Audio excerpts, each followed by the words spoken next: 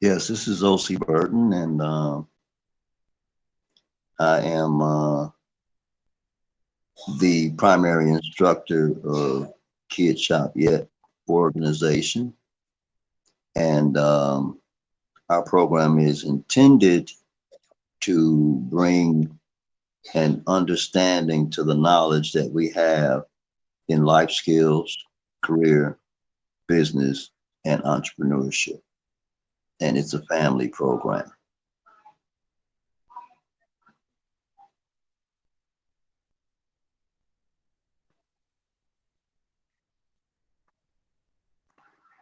Well, Clarence, it was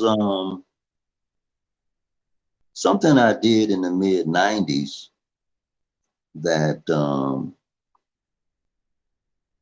was a supplemental education program to the Birmingham School District minor elementary school.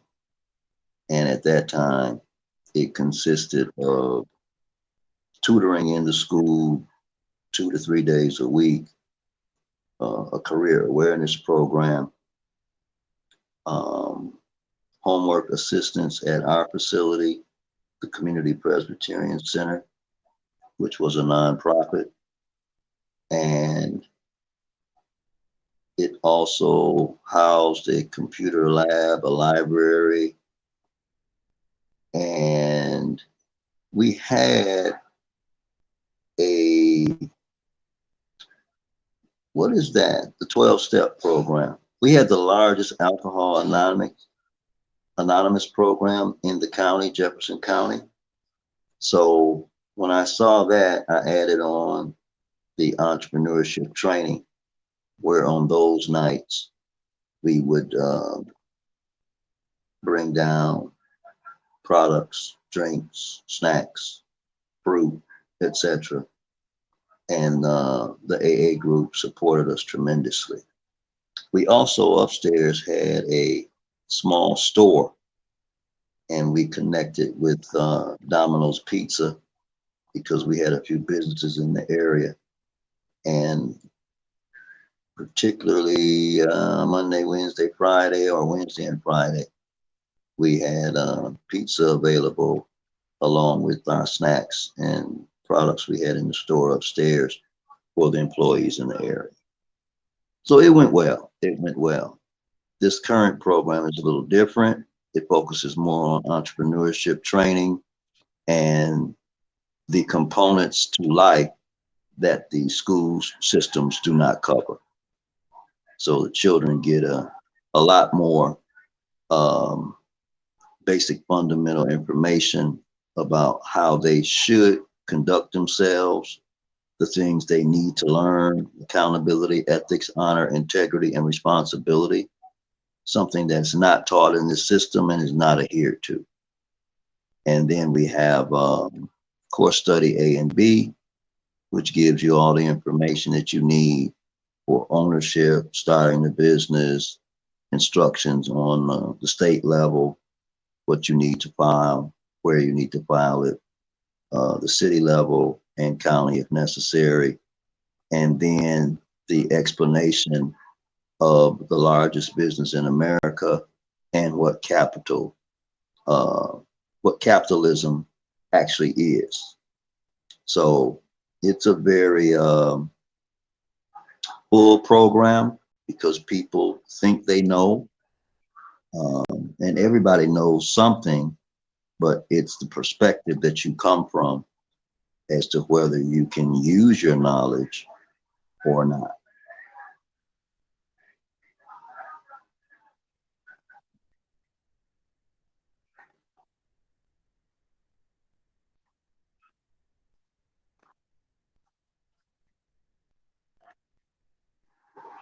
Well, two questions, um, because in talking, I didn't really fully answer what made me start it.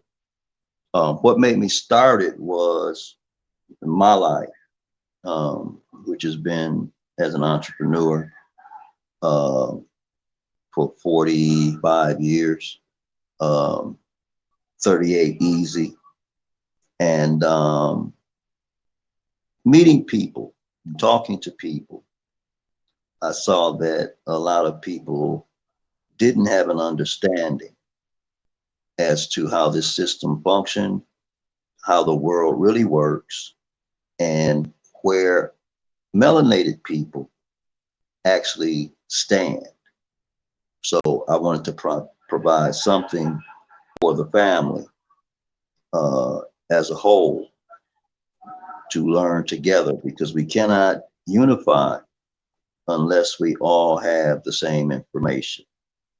So that made me um, do the second program. And the first program, it was based on me volunteering at the center for a year, and there were only 4 students. And I saw what was being done as not being relevant to what was needed. So, you know, we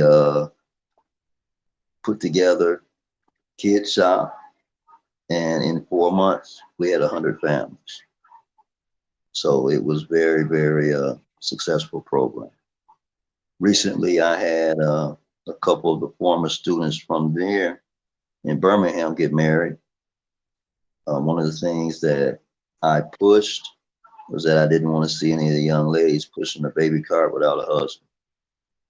So don't know in the latter years how many made that, but about 15 years ago, that component was very successful from talking to some of the young ladies.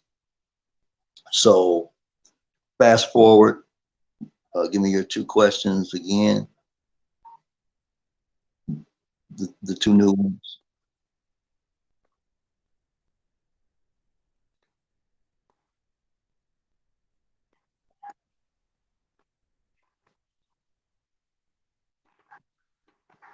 Continue. Yeah, right.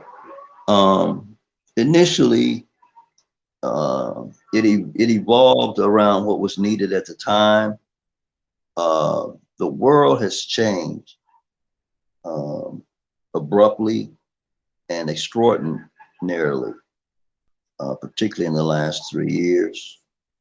Um, this program, the way it is set up, it can become whatever is needed. So I looked at um, future occurrences, and I also looked at our slow movement in correcting some of the issues that we have within our ethnic group and some things that we haven't done.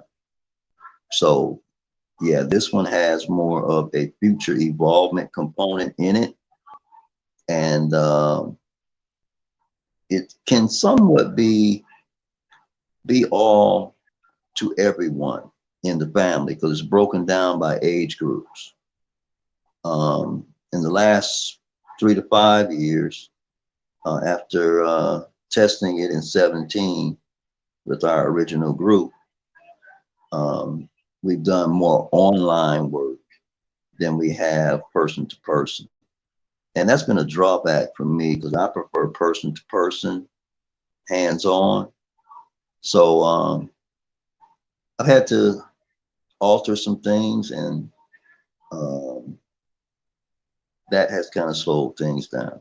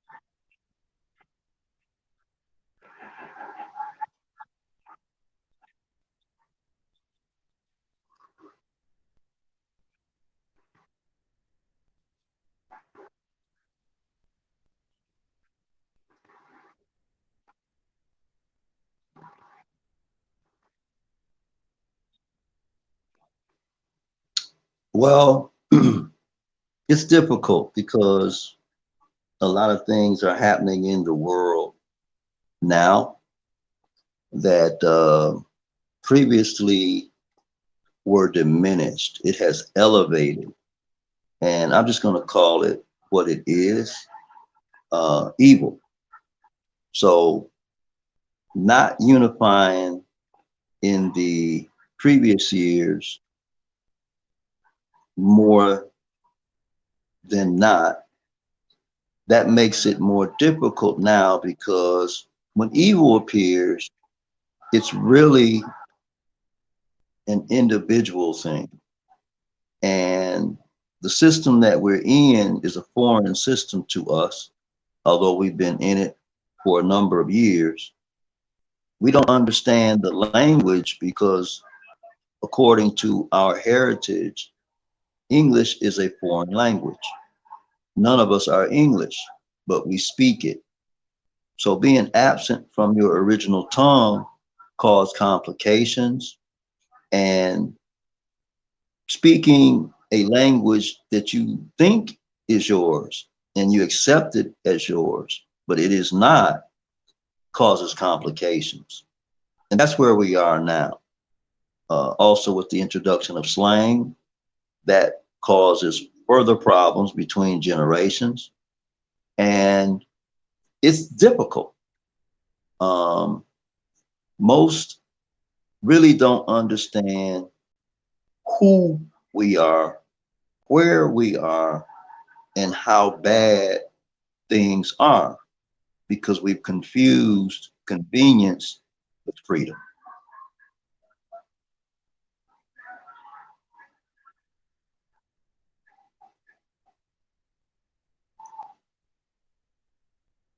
Well, yes. Um, the Stockholm Syndrome, capture bonding, assimilation, brainwashing, indoctrination, programming. What we come out of as a people has been very traumatic on many levels, personally, through society, through the workplace. Those are the three that we focus on correcting. And it's just an explanation because those that get it will get it. Those that won't, won't. And we're in a system of duality. When you look at being told that you are free after being enslaved, as our ancestors were and our foreparents, what does that look like? The English language defines freedom as being able to move about freely. Well, that's partially true in society because many things can happen to impair your freedom. When you look at liberation, that deals more with the mind and an interdependent thinking process and being able to really move about and accomplish things. The two of them are very different: freedom, liberation. When you look at the English language, it's full of situations like that. So we have confused being able to go to a 7-Eleven now that the civil rights era is gone as freedom, not understanding that when we actually move in a group, we are impaired. Everything that we have built and what our foreparents and ancestors built when the society, um, European, Caucasian, saw the success of it, it became jealous and destroyed it. So That tells you that we have not been liberated and we really haven't been free. We have been suffering from capture bonding. We have bonded with our captors. And that brings forth assimilation when one doesn't know the former culture and assimilates into a culture that is not their own. And that we have done very well. But the problems continue to grow unknowingly to most, because if you ask most people now, they say things are fine, but they're looking at their immediate circumstances as an individual within their family.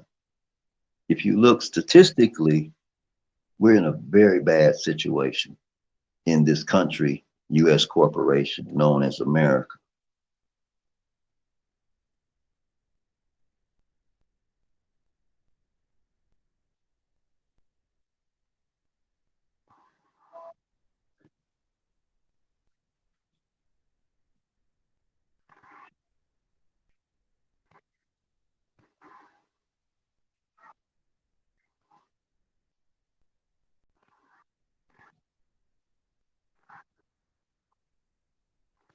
That's right, freedom.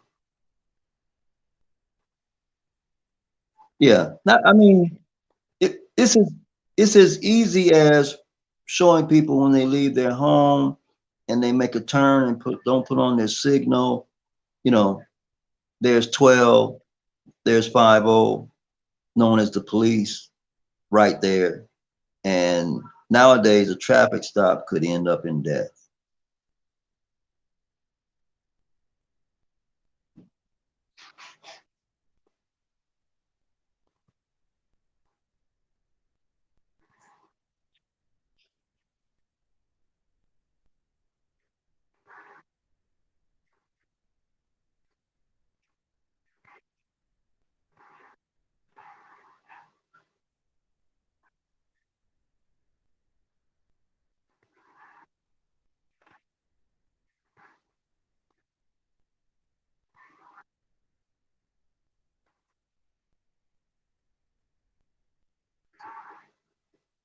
Well, um, I don't want to sound redundant, but this was our land for those that are Indian, and we are the Indians. Um, we lost, so that put us under the authority of someone else and their system and their culture. So knowing, you know, enough about how our ancestors survived and prospered over the 7 million years um, that we've been on the planet versus the 10,000 years that Europeans, Caucasians have been on the planet.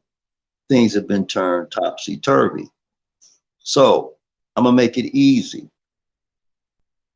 We're caught betwixt and between someone else's definition of us. We have yet to define ourselves. Negro, colored, black, African American, black. Do we really know who we are? Because you cannot learn until you know who you are. So being caught in a system of misuse, it's okay to use one another. It's not okay to misuse one another. And we have been often mistreated since we've been here. It has not stopped to this day.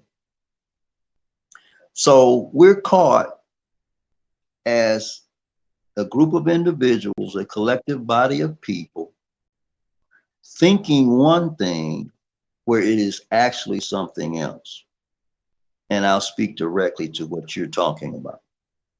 When you talk about melanated peoples male and female relationships, that's gender. There is a rites of passage to manhood and womanhood. I often tell people you can't just grow physically, mentally, and not grow spiritually and be a king or a queen. We can't just label people those terms. There is a rites of passage to queenship and kinghood, or you could say kingship.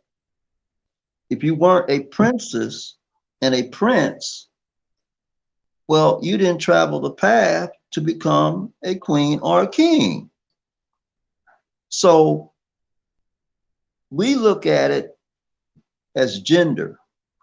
It's a human problem, if I can use that word. Mothers, fathers, words have meaning. In the English language, words have triple meaning, which further confuses if you don't understand the context that is written or spoken.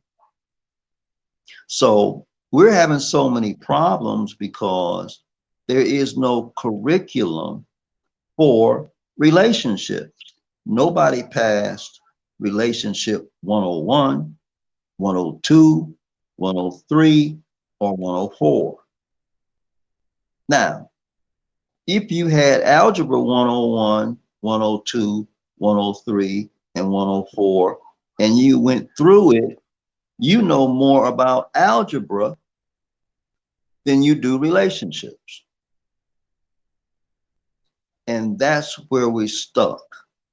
What does it mean to have a relationship?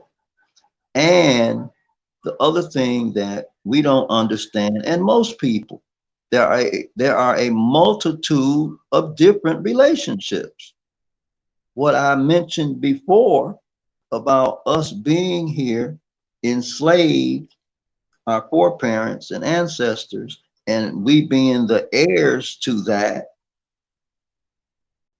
that is a relationship. Now, when you talk about relationships, the only thing that people really understand is sexual. That's the first thing they're talking about. But there are a multitude of relationships when you have a family, when you have a mother, a father, and a child. It looks like it's three relationships, but it's actually more, particularly if you add another child. First relationship that you must have, you must learn how to relate with self. And the reason I say that is because we're embodied spirits. There is the flesh and there is the spirit inside, that force of energy and power. So if you can't relate with yourself, how can you relate to other people? Now, people are used to hearing, if you can't love yourself, you can't love someone else. Well, what I'm saying is, if you can't relate with self, with that embodied spirit, you're not going to have good relationships.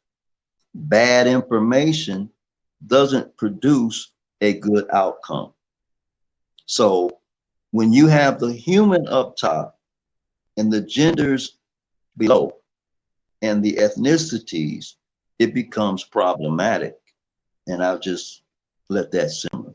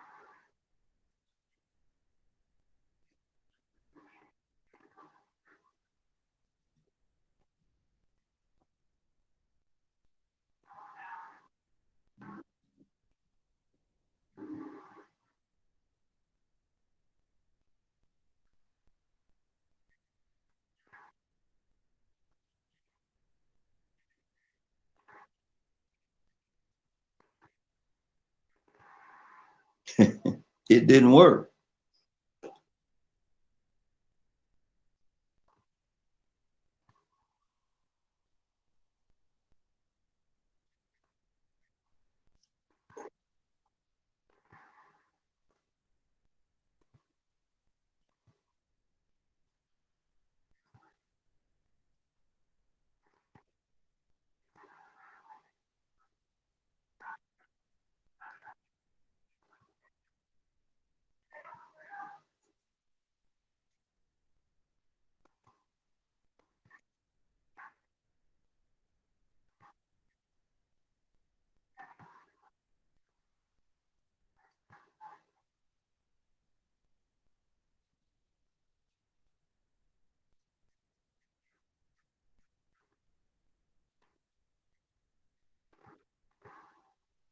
Pretty much. Get a good education is what, I heard. Get a good education, get a good job, which I asked my mom, well, would you define a good job? My dad makes, I think at that time, maybe around 300 a week. That was back in the 70s. And Lee Iacocca, you know, Holland Park, he was the chairman, Chrysler. I think he made $1 million a year. And she just turned and walked away from it. We talked about it later. Um, so here again, definitions, words have a meaning. So when you relate to someone as a human being, not as a gender, how does that happen? How does it work? Humans have characteristics. And as you mature through adulthood, you're supposed to get better at the things that you maybe didn't do when you were young, like managing your anger, disciplining yourself, uh, not really looking towards agreement, but more towards understanding. And we lack that uh, greatly. Because, see, if you understand a person that you're relating to, if you can take that time out of yourself and understand them and where they are, you'll have an understanding, as they say now today, of how you move and how you don't move. And we haven't gotten to that point because the biggest mistake that I made in my relationships, and many people do, is having sexual intercourse before you get to know a person. And that is one of the biggest downfalls that you can have in trying to have a relationship.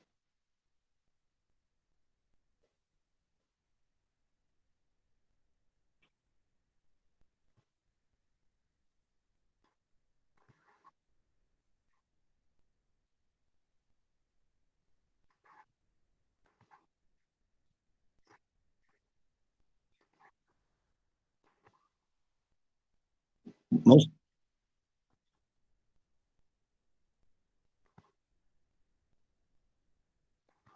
correct.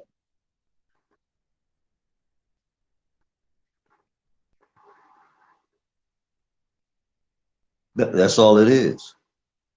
That's all it is. And see, the thing about it is, two people just meeting, producing a child, as we see, has been disaster.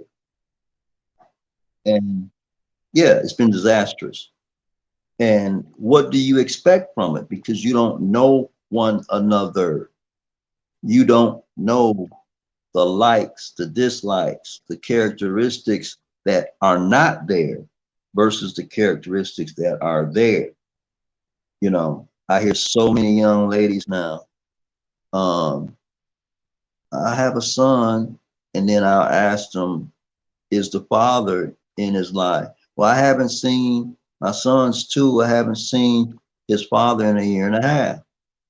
My next question is, before you all had intercourse, how long had you known each other?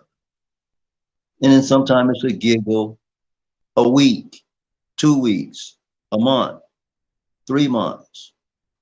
Well, that's a recipe for disaster.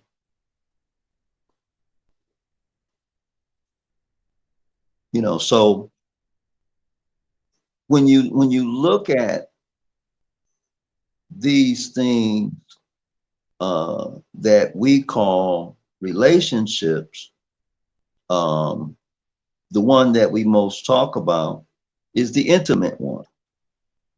You have really got to be on a level of good rapport with the who, what, when, where, why, and how to enter into that and be successful. It's no training for it.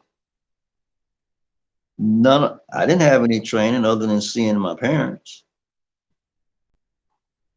And if you look at that, look at nowadays the young men and the young women who go through rape, molestation, etc., the trauma. How do you go through that and now meet a person and have a healthy relationship?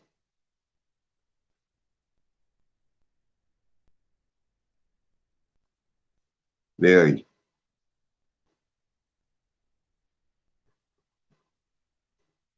So we have to learn how to relate to one another. And again, it's difficult to have unity or to accomplish anything if the group, individual, the two people in a relationship, whatever, however you look at it, are not operating from the same information. And, you know, that's where we are today. Um, what can be done about it?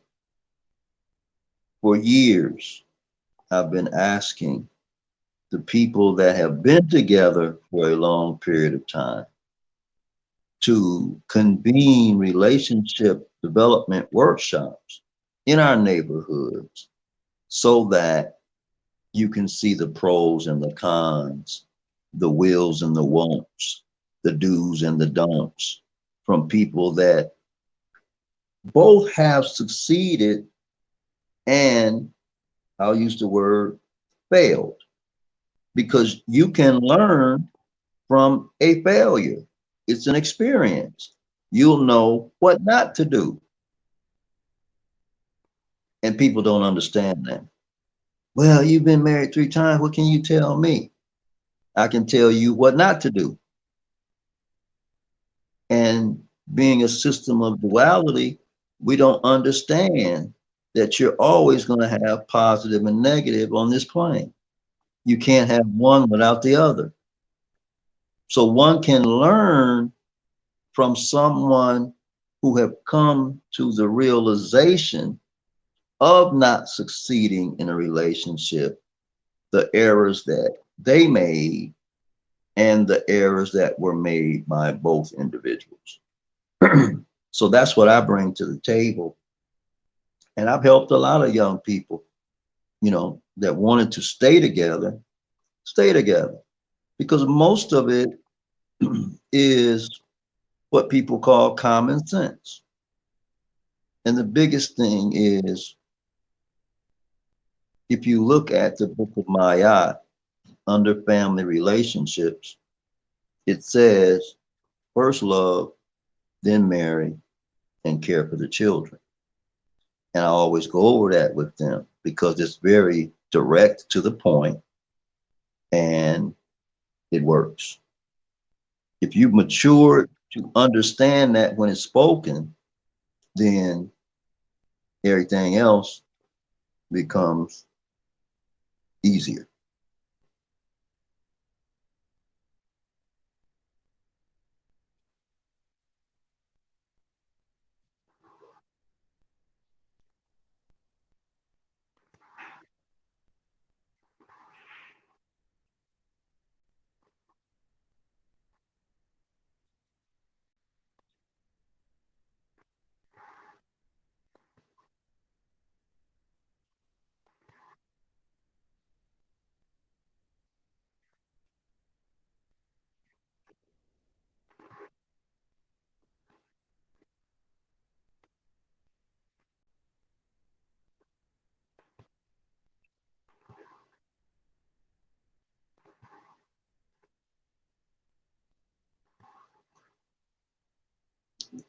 Well, a lot of people have been absent.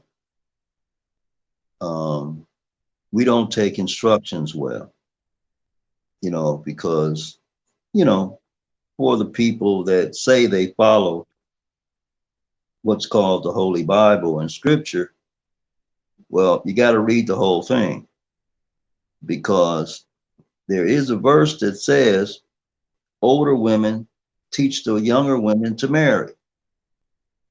And no church that I went to in my life as a Christian, when I was a Christian, had older women teaching the younger women to marry. No one, no one is innocent in this. We have not been obedient, and disobedience brings punishment. And this has to cycle out.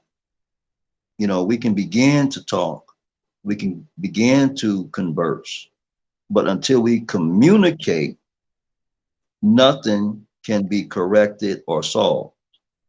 And this cycle has to cycle out across the board. Everything that we see happening, it's very little that can be done about it now because we didn't do anything in the beginning. If you are diagnosed with cancer and you let it go for years and years and years, you're going to succumb to cancer. Your chances are very great. And that's where we are today. You can't, you know, you know, just can't. It's really sad because whatever reasons we talk about, it falls on us allowing this and not doing the things that we could have and should have. And many of us were asking other people to get involved and they didn't. And here we are today.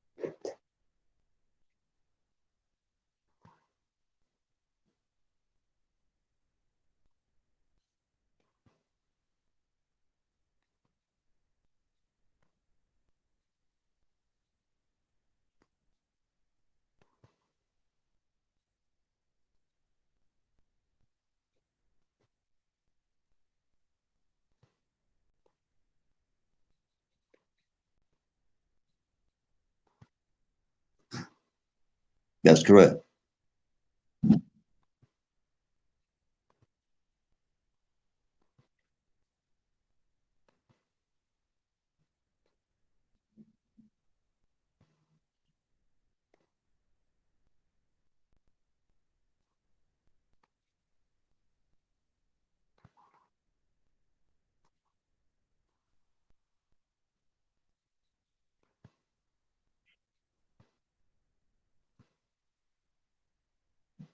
Um, that's pretty much impossible because it's going to affect, you know, here again, um, we've been trained in an inadequate system when you talk about the moral principles or the principles to a moral lifestyle. That's the one of the main problems. So when you are taught to act your whole life, K through 12, in the best interest of someone else, and then you get out into the world and you're lacking in your life skills just to sign a lease, buy a car, you know, do business as a consumer. That's not even taught. How do you now pick up the pieces and try to do things righteously? It's very difficult. And people do not want to admit that. And living in denial never brings resolution. We don't know how to have relationships. We know how to act in the best interest of our captors. And people may not like hearing that, but as you mature, study, and do the proper research, you'll see it. All you have to do is look at the outcome of things to know if something is working or not working.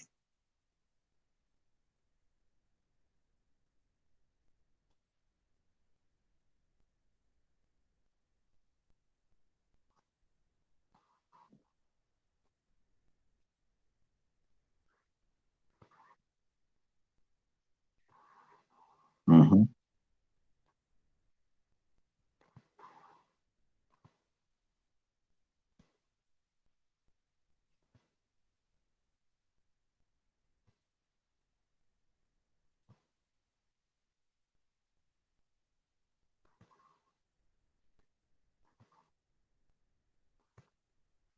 Mm-hmm.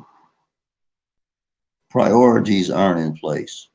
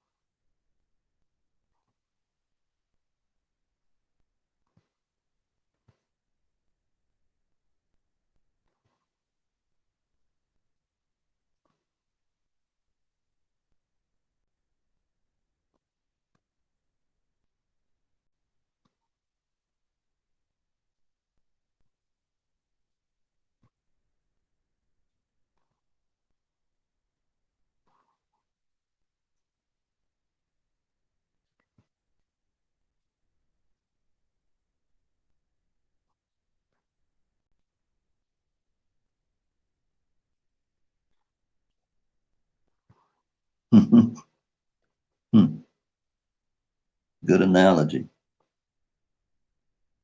Um, no, I was just going to say um, one of the things that we focus on is definitions and understanding the English language has many definitions depending on the context, depending on what you're speaking about, like the word volume, you know, volume could be the turning up or down, higher or lower sound, and it could be the size of a contained package, object, fluid, solid, etc. What is the volume of water in that glass?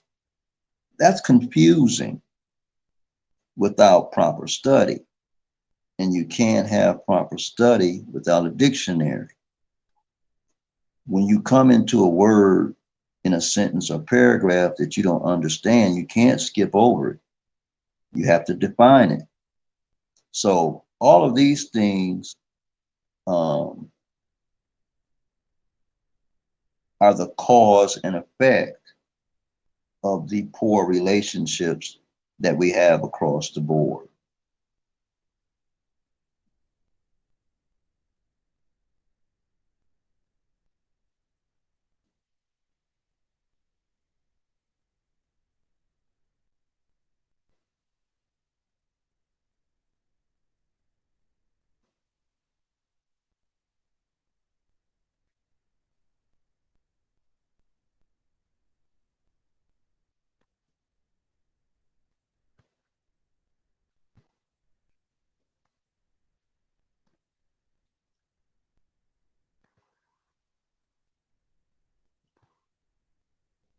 Mm-hmm.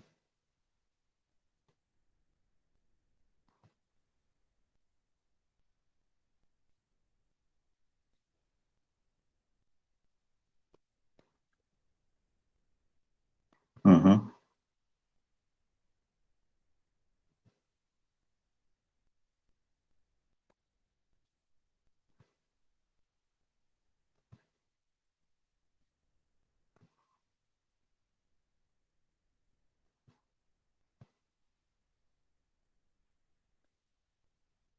Well, when you look at the school to prison pipeline, that is based on many elements.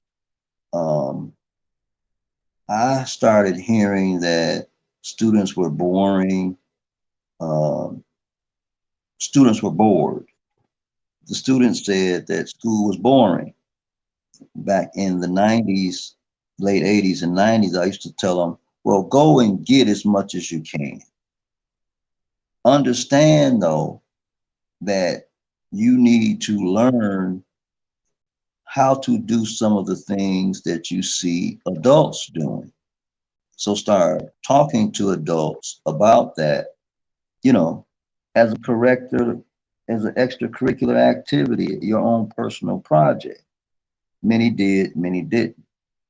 So I think that we can begin to develop a process within the system to learn on our own. We can begin to have our own forums, workshops, etc. What we do is a simple explanation. I like one-on-ones. I like groups in person. Doing a group online, you really can't manage the individual time that an individual may need within the group online. Technology is not always um, the answer. And if you look at technology historically, when technology came, that empire fell. So I say explain, instruct, because educate means to take out. And people, here again, we don't learn the etymology of words because it's not our language. And, I keep saying that because I have realized in the last 5 years, setting out to accomplish this and researching it with people from many age groups, um, I've had to evolve through the program and make some changes. The best thing is explanation. The old chalk and talk, write it, talk it, explain it. And, last year we got 8 students through the program. This year, we're going to review what they learned because a lot of them were young. And each age group within our program gets the same information. There's nothing different. And I think that's been a failure um, of the public school system, stringing things out like they had to add value to here again get more money per student. You forsake the learning process because we actually learn more in the one room schoolhouse. And that is how we succeeded. Our ancestors and foreparents succeeded in America because one grade, one house, everybody in that locality was there. So I often wondered, how did my dad make it and be successful in life and raise 4 children and die not in debt, transition not in debt, with a fourth grade education? Well, I learned that in the third and fourth grade, he was in the same room with the 11th and 12th grade, and he was listening. Then families were tighter, and something that I ran into in the original Kid Shop program, you had a 11th grader or a 12th grader in a home who was an honor roll student, but you had a younger sibling that was failing. So what I quickly did was match the two. I would think that that would be natural. It's not.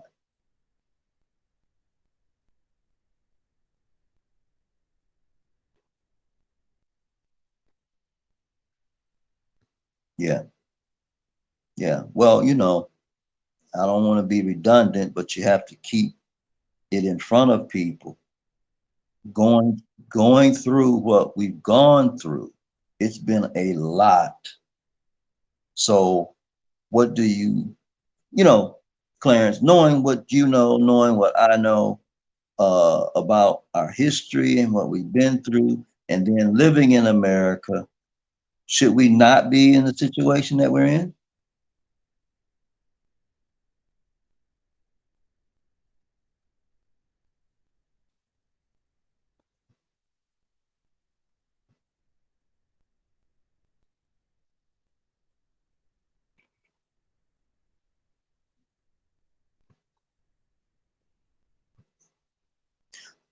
And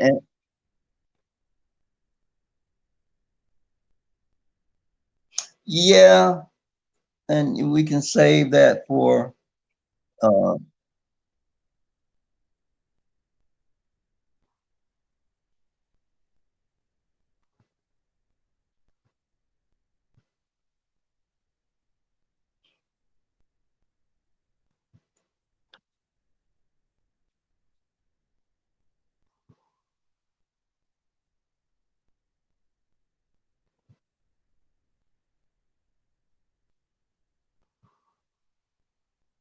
yeah. And you know, I used to wonder what my mother meant. I got it on the surface, but she always taught me not to put money ahead of people. And that's what this system has done. Um, this system has so many layers to it. We can do these type of talks, conversations, communication for a year, once a day, and not cover all the layers. It's so, I tell people um, that I talk to that I've had a relationship for a while or met in a city that I lived in. When we reconnect, I say, think about the things you don't know. And when you do that, you will quickly understand why we are where we are. Because I'm going to just say this one. When you look at definitions, you have to look at the category that you're talking about. Because I don't use the word without explaining it. When we say community, we think that it's a collective body of people who live together. Well, that's just what it is. Or I say, that's a neighborhood. We have no communities under capitalism because under capitalism, community is defined as a collective body of people who live together and control the politics, the economics, and one other category of that area. So, as an ethnic group, we don't have a community. And if you look at, we all have neighborhoods. And see, when people say things like that, we want to argue because we think we know. But like I said, yeah, that's right. Because we don't know each other like we used to, So if you don't own a hospital, supermarket, school system, and a bank, credit union, you don't have a neighborhood. And that's why we have not accomplished much and we have not um, thrived as a group because every time we do that, it's destroyed. Every time we make a move, they move the goalpost. Every time we advance, I should say, they push the goalpost back further. But we're at the end of a road. This is real soon. I may not see it, but in the years to come, being in my late 60s now, this is going to cycle out. And as rapidly as evil is moving, it should be soon.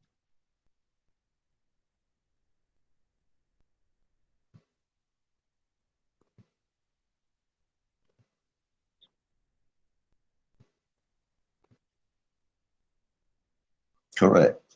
Absolutely correct. They have no control, and we have very little knowledge of.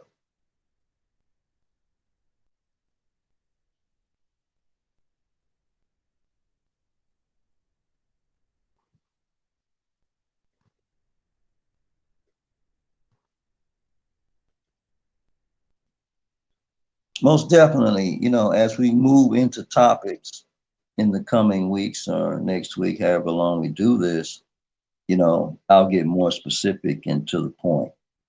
I just try to speak and throw little nuggets out that people can grab a hold to.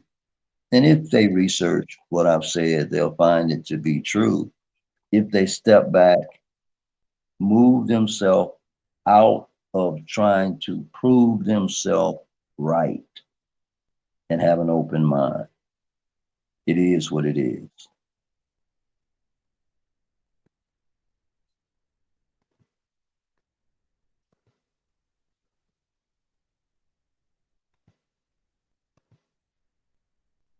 Correct.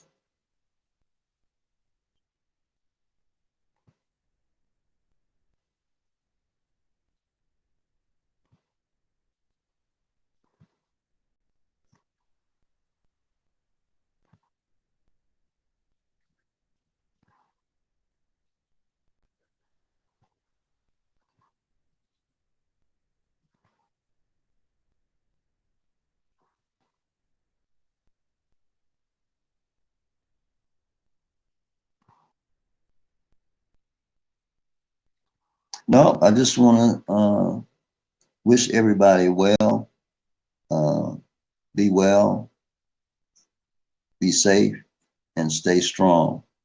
And be vigilant in traveling your path and journey. Peace.